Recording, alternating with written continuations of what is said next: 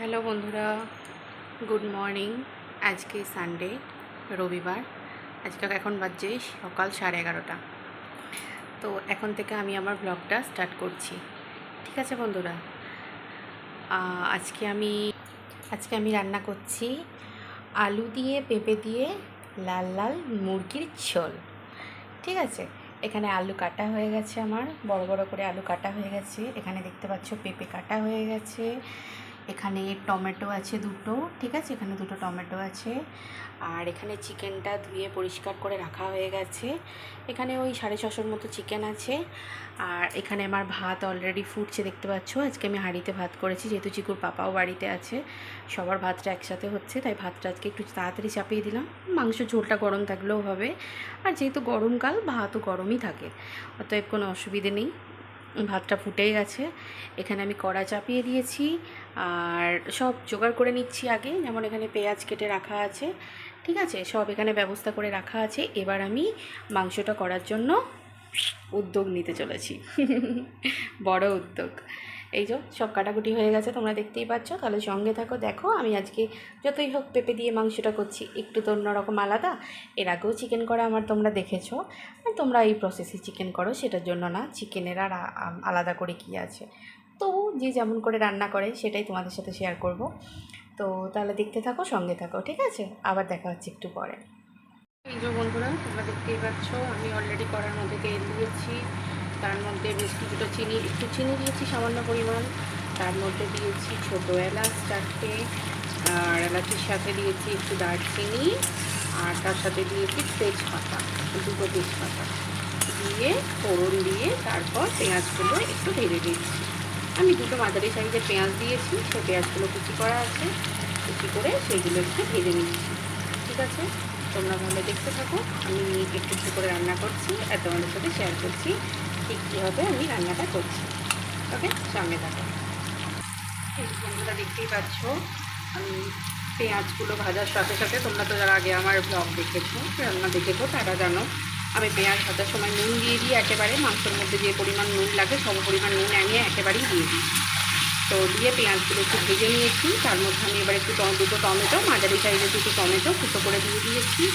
এবার যেহেতু নুনটা আগে থেকে দেওয়া আছে, সেহেতু টমেটোটাও পেঁয়াজের সাথে ভালোভাবে মিক্স হয়ে যাবে, একদম পুরো মিশে যাবে।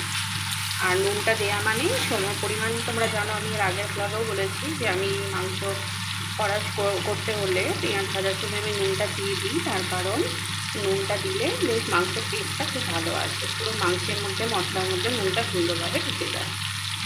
আর আমি এখানে অলরেডি দেখে নাও মশলা করে রেখে দিয়েছি। এটা হচ্ছে রসুন আছে, আদা আছে, আর তার সাথে আছে জিরে, সামান্য একটুখানি ধনে, যেহেতু আজকে পেঁপে দিয়ে ঝোলটা করবো তাই ধনে আর কাঁচা পাকা লঙ্কা, এই দিয়ে আমি মশলাটা করে রেখে দিয়েছি।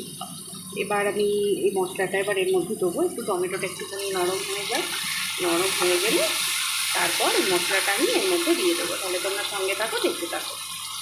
পাচ্ছ আমি অলরেডি পেঁয়াজের সাথে টমেটোটা মিক্স হওয়ার পরে আমি মশলাটা দিয়ে দিয়েছি, যে মশলাটা তোমাদের দেখালাম পেস্ট করে রাখা। আর তার সাথে এই যে হলুদ গুঁড়ো দিয়েছি, আর এটা কাশ্মীরি মির্চ দিয়েছি। তোমরা তো জানো আমি রান্না করার সময় একটু করে কাশ্মীরি মির্চ দিই, কারণ একটু কালারটা হওয়ার জন্য। যেহেতু আমরা শুকনো লঙ্কা দিয়ে রান্না করি না, তাই কাঁচা পাকা লঙ্কা দিয়ে মিক্স করে রান্না করি, তাই রান্নাটা যাতে একটু টেস্টি হয়, ইভেন দেখতেও একটু ভালো হয়, তার জন্য আমি একটু কাশ্মীরি মির্চ দিই। তো কাশ্মীরি মির্চ দিয়েছি, দিয়ে এবার মশলাটা ভালো করে কষিয়ে নিচ্ছি। ঠিক আছে, আলাদা করে কিছুই না, এর আগেও আমি দেখিয়েছি এইভাবেই আমি রান্না করি। তোমরা সবাই হয়তো এইভাবেই রান্না করো, তবুও দেখালাম, কারণ সবার রান্না তো সমান না। রান্না জিনিসটা হচ্ছে একটা আর্ট, যে যার নিজের পছন্দ মতো নিজের মতো করে রান্না করতে পছন্দ করে, তাই জন্য আমি আমার রান্না করতে শেয়ার করলাম। আর আজকে যেহেতু পেঁপে দিয়ে মাংসটা করবো, কারণ আমি অনেকদিন পরই পেঁপে দিয়ে মাংসটা রান্না করছি। চিকুর বাবা বললো পেঁপে দিয়ে মাংস খাবে, মুরগির মাংস। ঠিক আছে, তাহলে পাতলা করে ঝোল, যেহেতু গরম আছে, মশলাটা আমি অল্পই দিয়েছি, হয়তো কোনো ভিডিওতে হয়তো একটু বেশি লাগছে, কিন্তু আমি মশলাটা খুবই অল্প দিয়েছি। পেঁয়াজও দিয়েছি 2টো মাঝারি সাইজের, মিডিয়াম সাইজের, আর তার সাথে এই তো মশলা। ঠিক আছে, তাহলে আমি মশলাটা কষে নিই, তোমাদের দেখালাম। এবার তোমরা তাহলে দেখতে থাকো। ঠিক আছে, দেখো মশলাটা একটু কষানো হয়ে গেছে, এবার একটু বদ্ধটা চলে গেছে, এরপর আমি মাংসটা দিয়ে দিচ্ছি।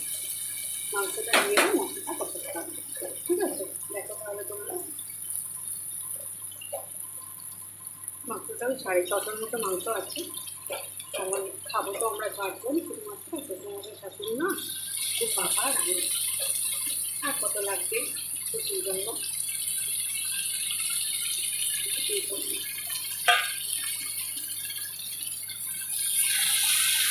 সেটা ভালোভাবে মিক্স করে নিয়ে আমি মশলাটা। আলুগুলো আজকে আমি ভাজিনি, অন্যদিন আমি আলুটা ভিজে রাখি, আলু আর পেঁপে আমি ভাজিনি, কারণ আলুটা ভিজে রাখলে আলুটার টেস্টটা চলে যায়। যেহেতু কাঁচা পেঁপেটা দিয়ে আমি মাংসটা রান্না করবো, সেই জন্য আমি কাঁচা আলুটাই মশলাটা করবো, আর তার একটু পরে পেঁপে দেবো, কারণ পেঁপেটা তাড়াতাড়ি দিলে মাংসটা একেবারে গলে যাবে। যেহেতু মুরগির মাংস, খাসির মাংস হলে যদি মাটন হতো তাহলে সেটা আলাদা ব্যাপার। পেঁপে তো এমনিই দেওয়া হয় যাতে মাংসটা তাড়াতাড়ি সেদ্ধ হয়, মুরগির মাংস এমনি তাড়াতাড়ি সেদ্ধ হয়ে যাবে। ঠিক আছে, তাহলে সঙ্গে সাথে দেখতে থাকো। বন্ধুরা তোমরা দেখতেই পাচ্ছ, আমি বললাম আলুটা দিয়ে দেবো আর একটু পরে, তো আলুটা আমি অলরেডি দিয়ে দিয়েছি মাংসের সাথে, দিয়ে মাংসের সাথে কষতে শুরু করে দিয়েছি। এরপর আলুটা একটু কষিয়ে নিয়ে তারপর আমি এই মাত্র পেঁপেগুলো দিয়ে দিলাম। তাহলে আলুটা একটু যেই সামান্য অল্প একটু কষিয়ে দিলাম, মশলার সাথে মিশে গেল, এরপর পেঁপেগুলো দিয়ে দিলাম। দিয়ে এবার এটার সাথে ভালোভাবে পেঁপেটার সাথে মিক্স করে নিচ্ছি, দিয়ে আর একটু মশলাটা ভালো করে কষিয়ে নেব। কষাতে কষাতে একটু ঢাকা দিয়ে কষাবো এবার, তাহলে পেঁপেটা একটু সিদ্ধও হবে, প্লাস চিকেনের মধ্যে মশলাটা ভালোভাবে ঢুকে যাবে আর পুরো জিনিসটা ভালোভাবে মিক্স হয়ে যাবে। ঠিক আছে, তোমরা তাহলে দেখো। তারপর জল দেওয়ার আগে আমি তোমাদের দেখাবো কীরকম ঝোলটা প্রিপেয়ার করেছি, তারপর ফাইনালি তোমাদের আবার দেখাবো। ঠিক আছে, তাহলে দেখতে থাকো, এরপর দেখাচ্ছি। দেখো বন্ধুরা, ঠিক এইরকম হয়েছে, আমার অলরেডি কষা হয়ে গেছে পেঁপে আলু মাংস, ঠিক এরকম হয়েছে। এবার আমি জল দিয়ে দেবো।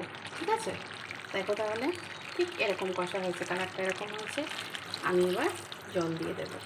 আমি গরম জলই দিই এক এক সময়, কিন্তু আজকে গরম জলটা করা হয়নি। এক এক সময় আবার ঠান্ডা জলও দিয়ে দিই। সাধারণত মাংস কষার পরে পেঁপেটা দিলে, সাধারণত গরম জলটা দিলে কী হয়, ঝোলটা কাটে না, মানে একেবারে পাতলা ফিনফিনে ইয়েটা আসে না। যাই হোক, আমি ঠান্ডা জলই দিয়ে দিলাম, তবু তোমরা চেষ্টা করবে গরম জল দেওয়া। গরম জল দিলে যে কোনো তরকারি টেস্ট বাড়ে এবং মশলাটা কেটে যায় না, মানে একদম পাতলা জল হয়ে যায় না। ঠিক আছে, যেহেতু আমি পেঁপে দিয়ে ঝোল করছি, সেহেতু আমি ঝোলটা একটু বেশিই রাখবো, একটু পাতলা রাখবো, ব্যাস এই পরিমাণ ঝোলটা রাখবো। কারণ এটাও আবার ফুটবে, কিছুটা মরবে, ঝোলটা টেনে নেবে। তো ঠিক এই কালারটা এসেছে। ঠিক আছে, বলেইছিলাম পেঁপে দিয়ে লাল লাল ঝোল করব, মুরগির মাংস, মুরগির লাল লাল ঝোল। এটা শুনতেও কত ভালো লাগে বলো, আর খেতে তো ইয়াম্মি, টেস্টি টেস্টি। এতে কিন্তু মশলা খুব কম, দেখেই তোমরা বুঝতে পারছো, দেখো পাতলা জল, কিন্তু কালারটাও দেখতে ভালো। আর কালার যদি না দেখতে ভালো হয়, খেতে থোড়ি না ভালো লাগে, তাই না? তোমরা বলো, প্রত্যেকেরই। তো হয়ে গেল আমার এটা ঝোলটা। তো এবার আমি ঢাকা দিয়ে এবার সেদ্ধ করতে দেবো। তো পেঁপেটাও সেদ্ধ হবে, মাংসটা আরও ভালোভাবে সেদ্ধ হবে। এটা তো কষানো হলো, এবার তাহলে সঙ্গে থাকো, তারপর ফাইনালি তোমাদেরকে দেখাবো কীরকম রান্নাটা হলো। ঠিক আছে, সঙ্গে থাকো। এই যে বন্ধুরা দেখে নাও, তোমাদেরকে বলেছিলাম যে ফাইনালি হয়ে গেলে দেখাবো। ফাইনালি আমার চিকেন কমপ্লিট, ডান।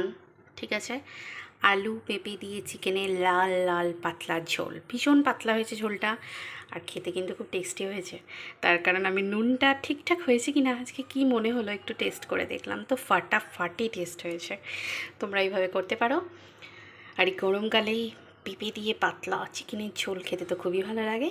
ঠিক আছে বন্ধুরা, আর আমি ওপর থেকে একটু কসুরি মেথি একটু ক্রাশ করে দিয়ে দিয়েছি, কারণ কসুরি মেথিটা দিলে একটু টেস্টটাও বাড়ে চিকেনের, সেই জন্য আর কি। ঠিক আছে বন্ধুরা, তাহলে আজকের ভিডিওটা এই পর্যন্ত রইল। আর আমার রান্না যদি তোমাদের ভালো লেগে থাকে, তাহলে অবশ্যই কমেন্ট করে জানিও আমার রান্নাটা কেমন লেগেছে, কেমন হয়েছে। আর আমার চ্যানেলটিকে অবশ্যই লাইক করো, আর আমার চ্যানেলটিকে অবশ্যই তোমরা সাবস্ক্রাইব করো। ঠিক আছে বন্ধুরা, আজকের মতো তাহলে টাটা।